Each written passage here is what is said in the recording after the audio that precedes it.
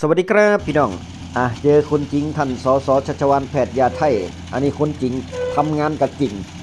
นะครับเนาะเกาะติดผลประโยชน์ให้กับพี่น้องเกษตรกรชาวนาเฮากับจริง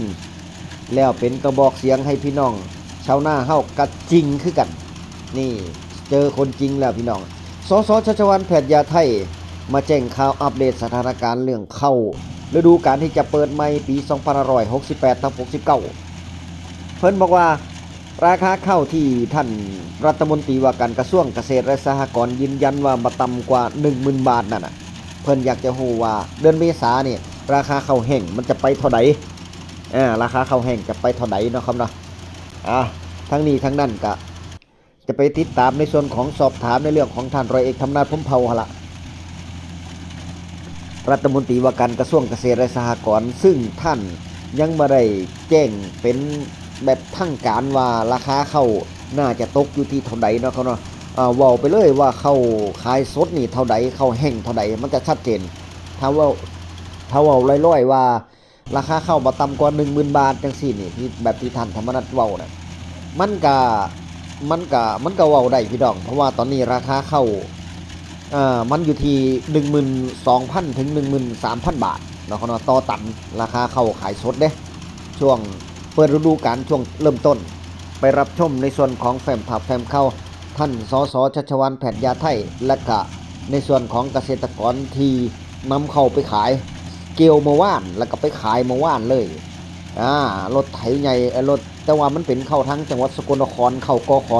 23บรรยากาศก็บ่เคยปลูกคือกันได้ตันละ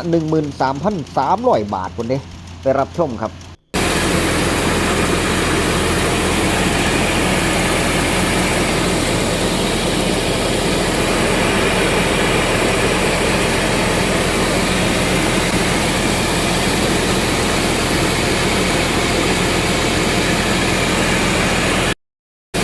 ครับพี่น้องครับอีกประเด็นหนึ่งมือนี่ที่มีการหารือกันในกรรมาธิการการเกษตรและสหกรณ์นั่นก็คือการถามไปยังหน่วยงานที่มีส่วนเกี่ยวของในเรื่องของราคาเขาหน้าปีนี้แหละครับทั้งกระทรวงเกษตรและกระทรวงพาณิชย์ว่าถามสันๆเลย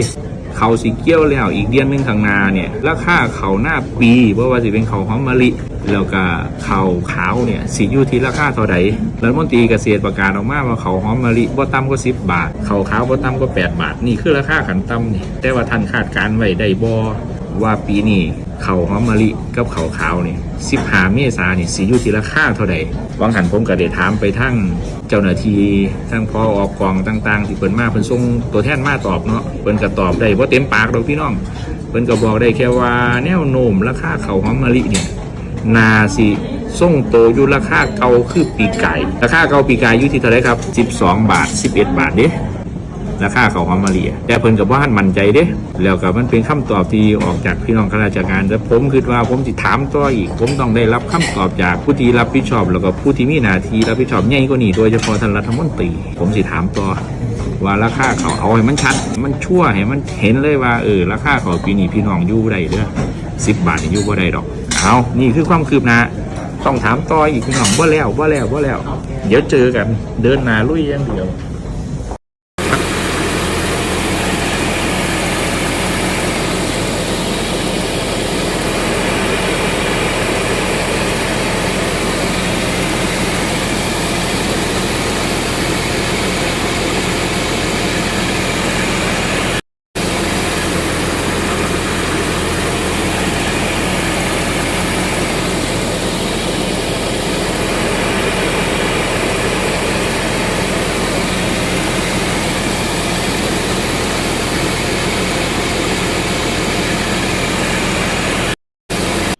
อันนี้คือแฟ้มภาพแฟ้มข่าวในส่วนของท่านสชัชวาลแพทย์ยาไทยเกาะติดเรื่องราคาข้าวหน้าปีเทศกาลปี2568/69ซึ่งเมื่อวานนี้เพิ่นประชุมกรรมาธิการเนาะครับเนาะเพราะว่าหนึ่งในนั้นเพิ่นก็เป็นประธานในส่วนของกรรมาธิการเรื่องของราคาพืชผลทางการเกษตรทุกอย่างนั่นแหละนะครับนะเพราะฉะนั้นแล้วตอนนี้ก็คือถามข้าราชการแล้วเพิ่นก็ว่าน่าจะซ้ำปีกายราคาปีกายนี่ก็12,000เนาะครับเนาะ12,500 12,800เด้ราคาเขา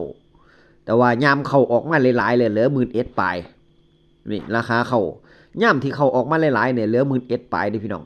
เขาราคาขายสดนี่เขาขายสดเด้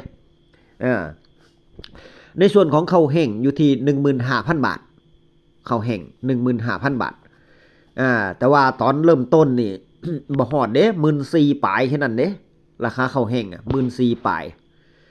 นี่ราคาก็บ่แตกต่างกันหลายปีนี้นี่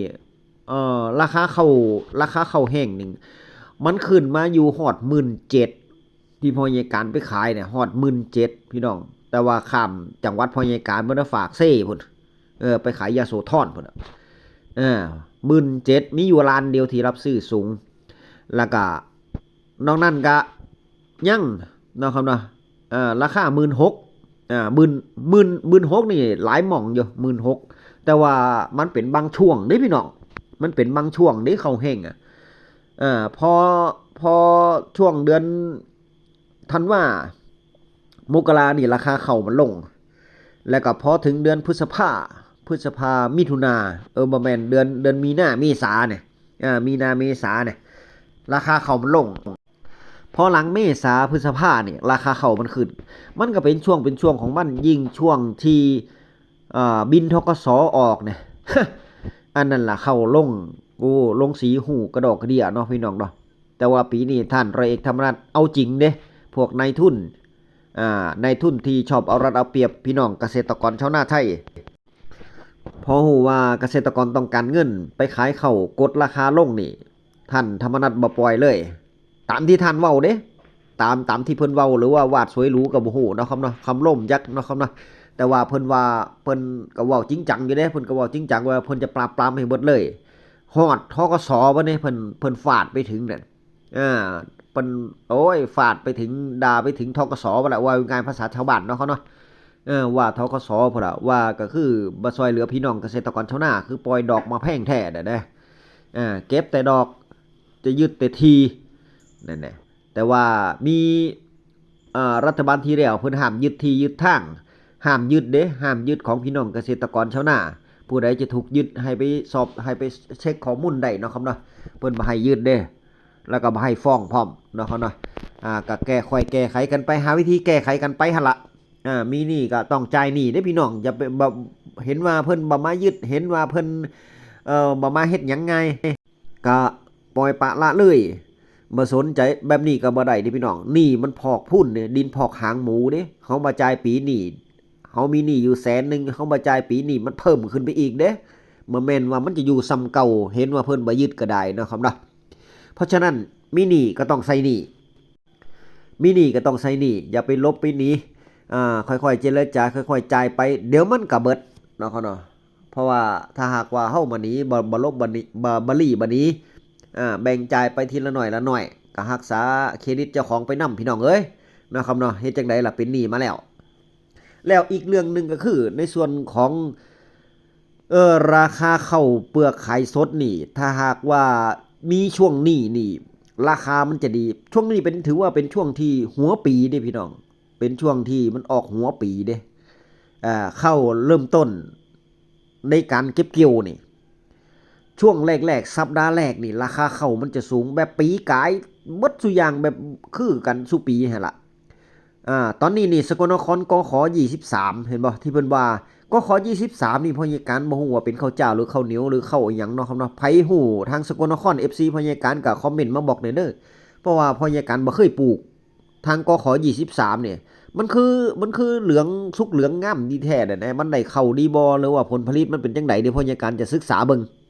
ทางจังหวัดสกลนครเพิ่นเก็บเกี่ยวพี่น้องเมื่อวานเพิ่นเก็บเกี่ยวเมื่อวานนี่เพิ่นเอาไปขายได้ตันละ 13,300 บาทพุ่นเด้โอ้มันก็เป็นตาปลูกอยู่เด้เนาะครับเนาะมันแก่เร็วมันเร็วกว่ากข15เด้พ่อใหญ่การเบิ่งแล้วเนาะเพราะว่ากข15แถวบ้านพ่อใหญ่การนี่เต็มที่นี่เห็นเต็มที่นี่เฉพาะบ้านเจ้าของเด้อันนี้เฉพาะบ้านเจ้าของนะยังบ่รวมบริเวณใกล้เคียงตำบลอื่นนี่ที่ติดกันนี่เพิ่นเก็บเกี่ยวไปเมื่อวันซืนแล้วเนาะครับเนาะเพิ่นเก็บเกี่ยวแล้วเขาเจ้าดอกกข15นี่เริ่มเก็บเกี่ยวแล้วแต่ว่าของบ้านพ่อใหญ่การนี่เฉพาะในชุมชนนี่ของแต่ละเจ้านี่กำลังสุกกล้วยหางใสสุกกล้วยหางใสนี่มีบ่กี่เจ้าเด้มีบ่กี่เจ้าแต่ว่ากำลังก้มนี่หลายอยู่ กำลังก้มของพ่อใหญ่การเองก็กำลังถอดล่วงก็มีก้มก็มีจักเข้าไปจังไดเข้าพ่อใหญ่การนี่บ่พร้อมบ่เพรียงกันเลย เออมันบ่พร้อมกันกำลังตั้งท้องอยู่ก็มีกำลังถอกก็มีให้เดียวนี่น้ามองเดียวนี่กำลังถอกก็มีกำลังก้มก็มีโอ้ย จักมันจะออกพร้อมกันตอนไหนแล้วบ่เด้แต่ดีที่ว่าฝนปีนี้ฟ้าฝนดีน้ำมันทรงเออน้ำมันทรงเนาะครับเนาะฝนมันทรงฝนมันตกบ่เซาแล้วน้ำมันมีอยู่ตลอดเวลานี่ได้ยินข่าวมาว่าพายุอีหยังนี่จะเข้ามาอีกแล้วบัดนี้วันที่19 20 21นี่แต่ว่าตกก็จะตกบ่หลายนะครับเนาะทั้งนี้ทั้งนั้นก็ติดตามไปนำหั่นล่ะติดตามไปนำย่านฟ้าฝนมันลงหลายแต่ว่าช่วงนี้นี่บ่ต้องกันน้ำแล้วเด้พยาการว่านี่เข้าพยาการก็กำลังถอกนี่เห็นบ่เด้เข้าพยาการกำลังถอกแต่ว่ามันบ่ต้องกันน้ำหลายแล้วแน่อยากให้น้ำเป็ดได้กินรับน้ำข้างมากกว่าเนาะครับเนาะเพราะว่าน้ำในไหหน้ามันก็ยิ่งเต็มอยู่อ่ะเออมีปีนี้ล่ะเดือนตุลาพฤศจิกาพี่น้องน้ำในไหหน้าก็ยังไหลพ่มๆอยู่น้ำในไหหน้าก็ยังไหลพ่มๆอยู่มาล่อฟังในส่วนของท่านสสชัชวาลแพทยาไทยท่านจะไปสอบถามหรือว่าไปติดตามเรื่องราคาข้าวหน้าปีเฮ้าเป็นจังไดเนาะครับเนาะให้ท่านรัฐมนตรีการันตีว่าราคาข้าวฮอดเดือนเมษายนนี่มันจะไปจักบาทข้าวแห้งน้ำพี่น้องอย่าติดตามเรื่องข้าวสดอย่างเดียวข้าวแห้งน้ำเนาะครับเนาะเพราะว่าผู้ที่จะวัดเฮ็ดประกันราคาข้าวหรือว่าเฮ็ดไอ้พยุงชะลอการขายข้าวโครงการชะลอการขายข้าวเนาะครับเนาะก็อยากจะฮู้คือกันว่าข้าวแห้งฮอดเดือนเมษานี่มันจะไปเท่าใดถ้ามัน 15,000 16,000 17,000น่ะโอเคอยู่เด้แบบปีกายเนี่ยแบบปีกายเนี่ยยังยิ้มได้อยู่แต่ว่าปีนี้บ่ฮู้จะไปเท่าใดเด้ก็รอเบิ่งซะก่อนเนาะครับเนาะคลิปหน้าพอกันไหมพี่น้องคลิปนี้อย่าลืมเด้อเขาก็ขอ23ถ้าไผฮู้ก็แจ้งรายละเอียดมาให้พยาการแน่เด้อขอบคุณหลายๆครับเจอกันใหม่คลิปหน้าคลิปนี้สวัสดีครับ